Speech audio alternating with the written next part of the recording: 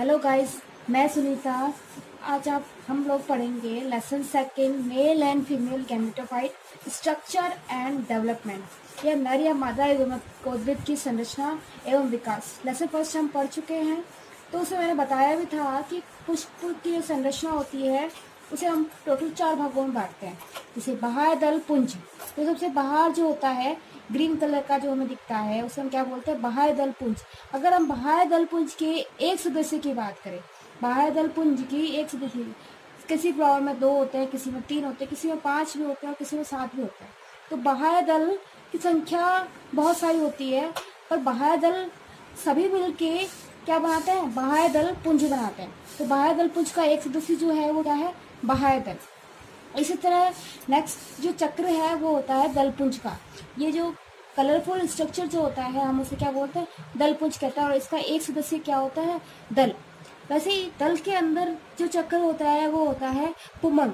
पुमंग का अगर एक सदस्य, ये सारे क्या है, सभी को मिला के अगर हम बोले तो ये क्या है, हमारे पुमंग है। अगर एक सदस्य की बात करें तो उसे हम क्या कहते हैं, पुंकेसर कहते हैं। नेक्स्ट सबसे अंदर वाला चक्र होता है उसे हम कहते हैं जायांग, और इसके एक सदस्य होता है अंडक। ये हम नेक्स्ट लेसन में पढ़ चुके हैं। मैं आपको रिवाइज इसलिए करा रही हूँ ताकि आपको आज का लेसन इजीली समझ में आ जाए। तो आज हम पढ़ेंगे नर युग्मकोद्भिद की संरचना। नर युग्मकोद्भिद यानी कि पुंबंग की कैसी संरचना होती है, कैसे इसमें परागकणों का निर्माण होता है, ये सारा टॉपिक आज हम पढ़ेंगे। तो पुंबंग जो है उसकी एक इकाई क्या होती है, पुंकेसर होती है। अब पुंकेसर कितने भागों से मिलकर बना हुआ होता है, 3 भागों से। इधर देखेंगे हम तो परागकोश, योजी और पोतंतु। परागकोश, 2 परागकोश जो होता है वो 2 पालियों से मिलकर बना होता है और जुड़ा हुआ होता है योजी से या कनेक्टिव से। तो परागकोश 2 पालियों से मिलकर बना हुआ होता है, योजी से जुड़ा होता है, और जो लंबा सा फिलामेंट होता है उसे हम बोलते हैं पोतंतु। परागकोश पादपों में नर जननांग जो होता है वो क्या होता है, पुंकेसर होता है। पुंकेसर के 3 भाग होते हैं, 3 भागों से मिलकर हमारा पुंकेसर बना होता है। पुंकेसर को हम स्टेमन भी कहते हैं या लघु बीजाणु पर्ण भी कहते हैं। क्या कहते हैं, स्टेमन भी कहते हैं इंग्लिश में, और लघु बीजाणु पर्ण भी कहते हैं, या फिर माइक्रोस्पोरोफिल भी कहते हैं। कंफ्यूज मत होइएगा, सारे ही एक ही नाम है पुंकेसर के। परागकोश को लघु बीजाणु परागपुट, पॉलन सैक भी कहते हैं। पॉलन सैक इसलिए कहते हैं क्योंकि इसके अंदर पॉलन ग्रेन बनते हैं और एक सैक की तरह थैलीनुमा उसको रखने का काम करता है, इसलिए हमने इसे पॉलन सैक कहा। लघु बीजाणु धानी में लघु बीजाणुओं का निर्माण होता है। इसमें माइक्रोस्पोरेंजियम होते हैं जिसके अंदर लघु बीजाणुओं का निर्माण होता है। अब माइक्रोस्पोरेंजियम क्या होते हैं, अगर परागकण का ये हमारा परागकण था, परागकोश था, परागकोश का अगर मैं टीएस काटूं तो कुछ इस तरह की संरचना मुझे देखने को मिलेगी। कुछ इस तरह की संरचना देखने को मिलेगी, जैसे मैं डायग्राम की सहायता से आपको दिखाना चाहूंगी। ये देखिए, हमें कुछ इस तरह की संरचना देखने को मिलेगी। ये हमारा योजी हो गया, ये हमारी लघु बीजाणु धानियां जो है वो हो गई।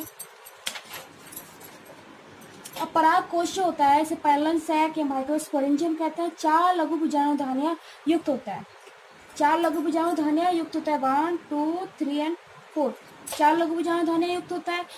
एक्सेप्शन है कि मालवेसी फैमिली के जो पुंकेसर होता है उसमें 4 लघु बीजाणु धानियां नहीं होती।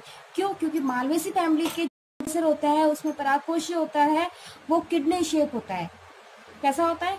Kidney shape. हमने 11th क्लास में डिसेक्शन भी किया था। गुड़हल के फ्लावर अगर एग्जांपल देखें हम, तो गुड़हल के फ्लावर के जो पुंकेसर होते हैं उसमें आप लोग देखेंगे कि किडनी शेप पुंकेसर जो होता है, परागकोश जो होता है वो होता है। तो उसके अंदर लघु बीजाणु धानियां 4 न होकर केवल एक परागकोश के अंदर 2 लघु बीजाणु धानियां ही होती है। अब परागकणों का निर्माण इन लघु बीजाणु धानियों के अंदर होता है, यानी कि ये जो लघु बीजाणु धानियां मैंने बनाई इन्हीं के अंदर जो है परागकोश का निर्माण होता है, जिसे परागकणों का निर्माण होता है। अब परागकण को हम माइक्रोस्पोर्स भी कहते हैं। प्रत्येक परागपुट की कुछ एपिडर्मल सेल्स, या फिर हम उसे कह दें कि हाइपोडर्मल सेल्स या अधत्वक कोशिका आकार में बड़ी होकर और सघन जीव द्रव्य युक्त हो जाती है। आकार में बड़ी होकर सघन जीवद्रव्य युक्त हो जाती है, यानी कि जीवद्रव्य जो है या उसका साइटोप्लाज्म जो है वो बढ़ा देती है, और इसे हम क्या कहते हैं, प्रप्स कोशिकाएं या आर्किस्पोरियल सेल्स। प्रत्येक आर्किस्पोरियल सेल, देखो आर्किस्पोरियल सेल कैसे बनी, अपना जीवद्रव्य, हाइपोडर्मल सेल्स जो थी उसने अपना आकार बढ़ा दिया और अपना जीवद्रव्य बढ़ा दिया, और क्या बन गई, आर्किस्पोरियल सेल्स। अब आर्किस्पोरियल सेल के अंदर क्या होगा, परिणत विभाजन। कौन सा विभाजन, परिणत विभाजन। परिणत विभाजन द्वारा दो भागों में बढ़ जाएगी आर्किस्पोरियल सेल, परिणत विभाजन द्वारा दो कोशिकाओं में बढ़ जाएगी, प्राइमरी पेराइटल सेल और प्राइमरी स्पोरोजिनस सेल, या फिर प्राथमिक भित्तीय कोशिका, प्राथमिक बीजाणुजन कोशिका, प्राथमिक भित्तीय कोशिका, प्राथमिक भित्तीय कोशिका या प्राइमरी पेराइटल सेल। देखो नाम से ही भित्तीय कोशिका यानी क्या बनाएगी, परागकोश की जो भित्ति है उसका निर्माण करेगी। अब परागकोश की जो भित्ति है उसके अंदर 4 लेयर, यही आगे डिवाइड होके 4 लेयर बनाती है, epidermis, endothecium, middle layer and tapetum.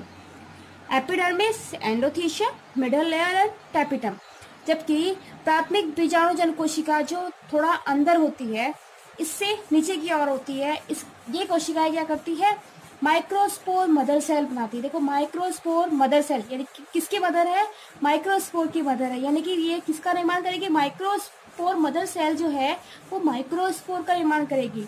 या हम इसको यहाँ देखें, लघु बीजाणु मात्र कोशिका, लघु बीजाणु मात्र कोशिका यानी कि लघु बीजाणु मात्र कोशिका जो है वो लघु बीजाणु का निर्माण करेगी। तो नेक्स्ट स्टेप में क्या होगा, लघु बीजाणु का निर्माण होगा, यानी कि लघु बीजाणु मात्र कोशिका द्वारा लघु बीजाणु का निर्माण होगा, यह माइक्रोस्पोर मदर सेल द्वारा स्पोर्स का फॉर्मेशन होगा।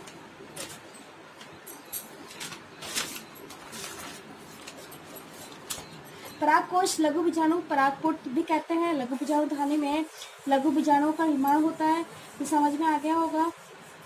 अब जब स्ट्रक्चर अगर हम वापस से देखें तो इसका स्ट्रक्चर कैसा होता है, टेट्रागोनल।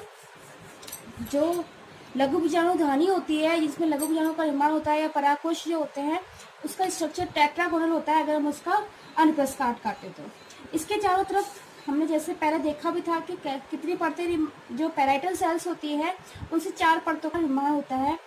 सबसे पहला होता है हमारी एपिडर्मिस।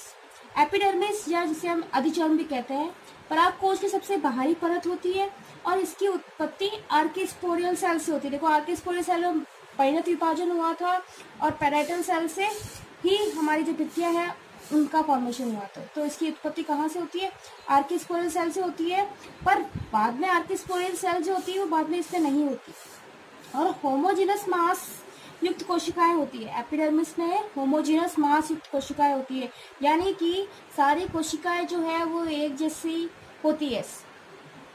होमो यानी सेम, सारी कोशिका जो होती है वो एक जैसी होती है और इसका काम ये होता है या इसका फंक्शन ये होता है कि ये क्या करती है, सुरक्षा करती है। सबसे बाहर होती है और ये सुरक्षा का काम करती है, इसलिए हम इसे सुरक्षात्मक परत भी कहते हैं। नेक्स्ट है एंडोथीशियम या अंतस्थीशियम।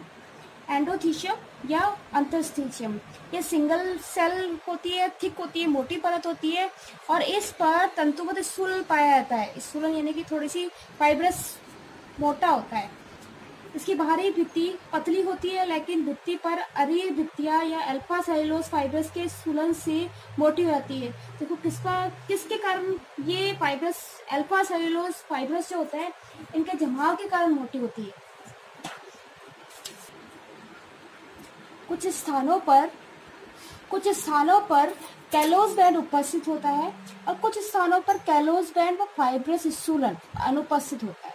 यानी कुछ स्थानों पर होता है कैलोज बैंड, कुछ पर नहीं होता है, कहीं पर स्थूलन होता है और कहीं पे नहीं होता है। इन्हें स्थानों पर स्टोमियम कहते हैं। इन स्थानों को हम क्या कहते हैं, स्टोमियम कहते हैं। परागकोश व परागकण का स्फुटन भी यहीं से होता है, जहाँ पे कैलोज बैंड और फाइब्रस स्थूलन जो नहीं होता है वहीं से परागकोश का और परागकोश जो है वो स्फुटन होता है, तो परागकण जो है वो बाहर निकल जाते हैं स्फुटन होते ही।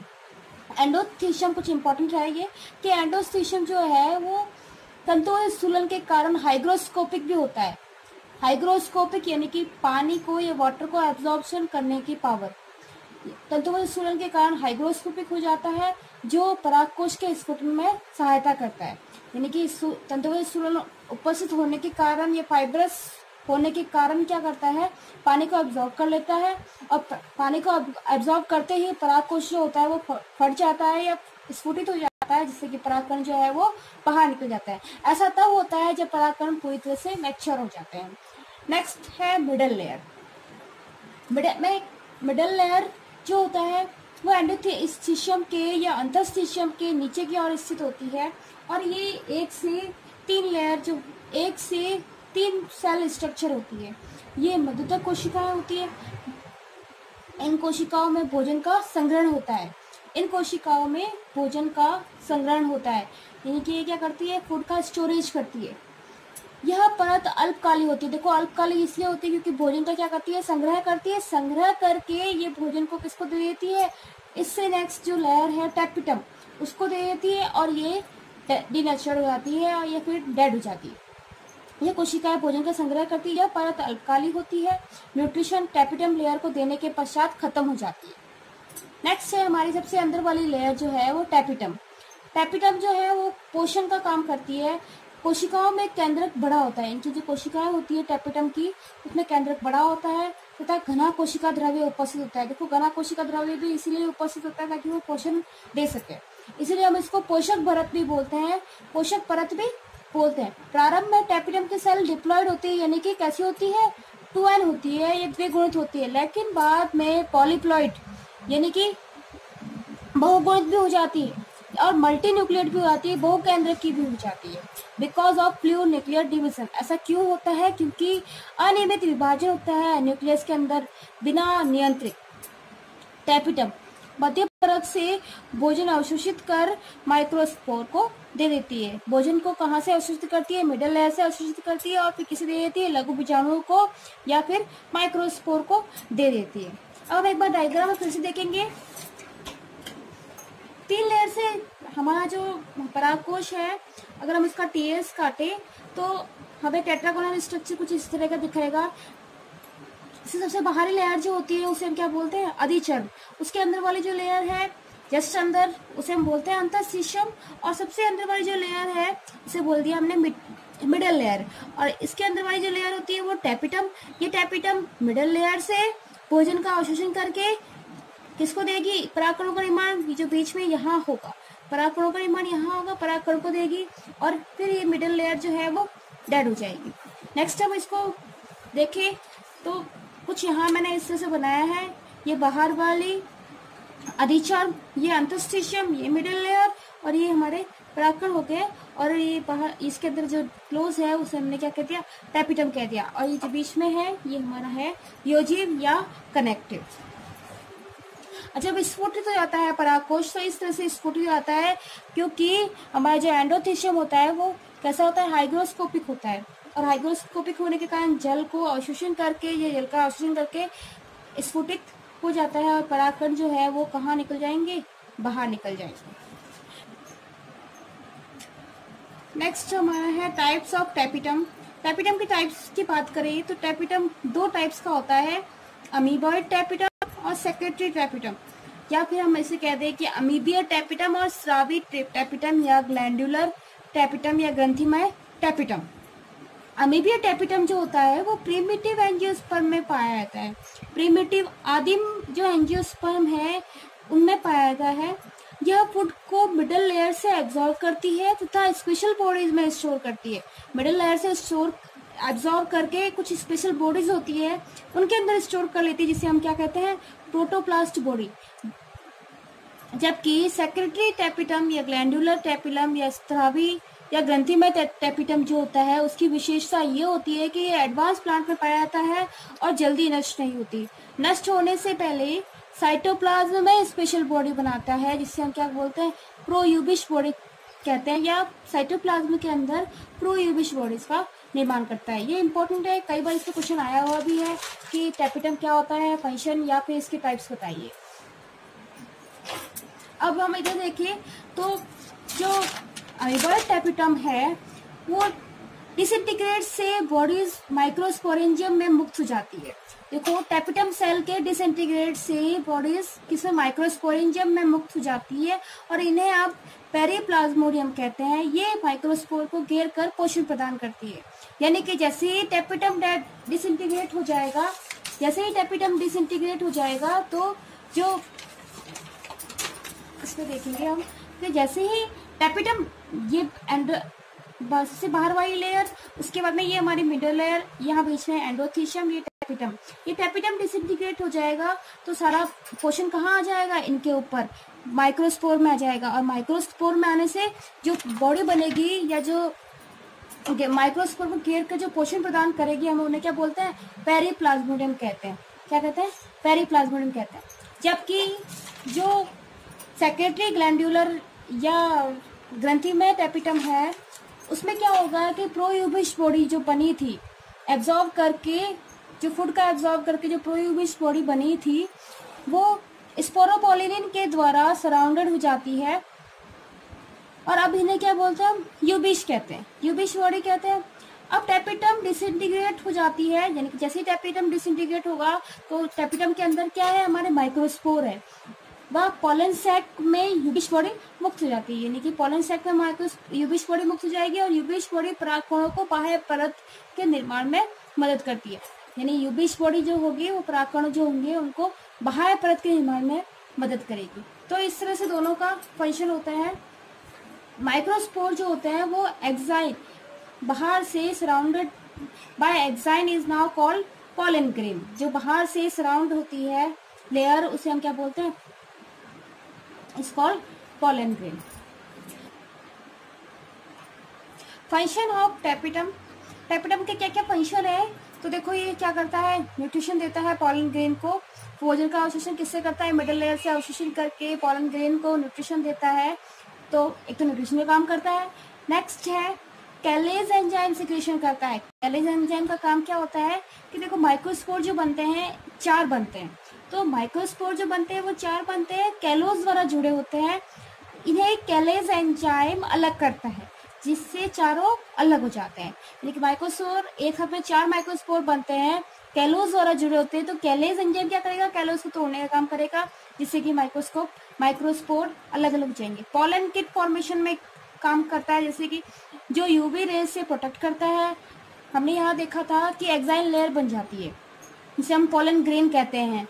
वैसे ही पोलन किट फॉर्मेशन जो यूवी रेज से इसको प्रोटेक्ट करता है, और इसमें फ्रेग्रेंस होती है, यानी कि गंध होती है, जो क्या करती है, कीटों को अपनी ओर आकर्षित करती है।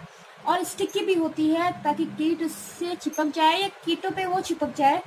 इसलिए दोनों लक्षण होते हैं, इसमें फ्रेग्रेंस भी होती है और चिपचिपा सा होता है। यह लिपिड तथा कैरोटिनॉइड्स की बनी हुई होती है। नोट, यूबिश बॉडी जो होती है लिपिड नेचर होती है। जो यूबिश बॉडी होती है वो लिपिड नेचर की होती है। परागकोश का जो परिवर्तन, एक क्वेश्चन है कि परागकोश का परिवर्तन कैसे होता है, किस प्रकार का होता है। तो परागकोश का परिवर्तन जो होता है, हम कह सकते हैं कि यूस्पोरेंजिएट, ये सुबीजाणुधानीय प्रकार का होता है। इस प्रकार के परिवर्तन में एक से अधिक बीजाणुधानीय प्रारंभिकाओं से, यानी कि बीजाणुधानीय प्रारंभिकाओं से बीजाणुधानी का या परागपुट का परिवर्तन होता है। इनकी एक से अधिक बीजाणुधानी कोशिकाओं से परागकण का जो है। अगले वीडियो में हम पढ़ेंगे माइक्रोस्पोरोजेनेसिस या लघु बीजाणु जनन। वीडियो को एंड तक देखने के लिए थैंक्स। एंड वीडियो पसंद आई हो तो लाइक करें, शेयर करें। Thank you, have a good day.